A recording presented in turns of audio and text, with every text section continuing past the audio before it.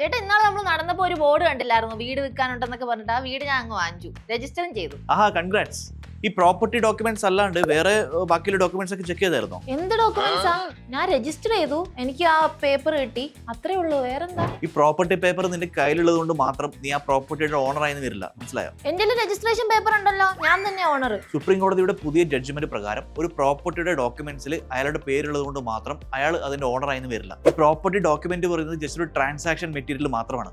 So നീ property വാങ്ങിയതിന് ശേഷം പ്രധാനമായിട്ടും ഇനി പറയാൻ പോകുന്ന 3 കാര്യങ്ങൾ ശ്രദ്ധിക്കും. ആദ്യം നീ ചെയ്യേണ്ടതെന്ന് വെച്ചാൽ സബ് രജിസ്ട്രാർ ഓഫീസിൽ പോയിട്ട് ആരാണോ പ്രോപ്പർട്ടി വിൽക്കുന്നത്, സെല്ലർ ആരാണ്, അവരുടെ പേര്, അതുപോലെ തന്നെ ഈ പ്രോപ്പർട്ടിക്ക് വേറെ ആർക്കെങ്കിലും ഓണർഷിപ്പ് ഉണ്ടോ, അതുപോലത്തെ കാര്യങ്ങൾ.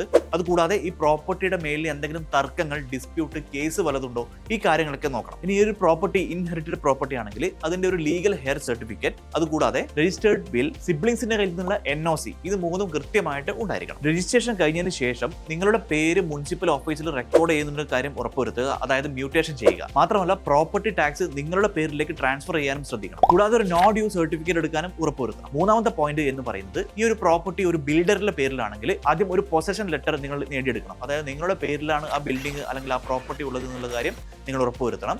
അതുകൂടാതെ utility bills, electricity bill, water bill, അതുപോലുള്ള കാര്യങ്ങളെല്ലാം നിങ്ങളുടെ പേരിൽ തന്നെയാണ് വരുന്നത് എന്നുള്ള കാര്യം ഉറപ്പുവരുത്തണം. മനസ്സിലായല്ല? നിന്റെ പേരിൽ പ്രോപ്പർട്ടിയുടെ ഡോക്യുമെന്റ് ഉണ്ടായതുകൊണ്ട് മാത്രം പോരാ, ഈ പറഞ്ഞ കാര്യങ്ങളെല്ലാം കൃത്യമായിട്ട് ഉറപ്പുവരുത്തിയേ പറ്റും. ഞാൻ ഇപ്പൊ തന്നെ പോയി എല്ലാം ഒന്ന് ചെക്ക് ചെയ്തേ. ഇതുപോലുള്ള കൂടുതൽ ഇൻഫോർമേറ്റീവ് ആയിട്ടുള്ള വീഡിയോകൾക്ക് ഇപ്പോൾ തന്നെ ബോസ് വാല മലയാളം ചാനൽ സബ്സ്ക്രൈബ് ചെയ്യൂ.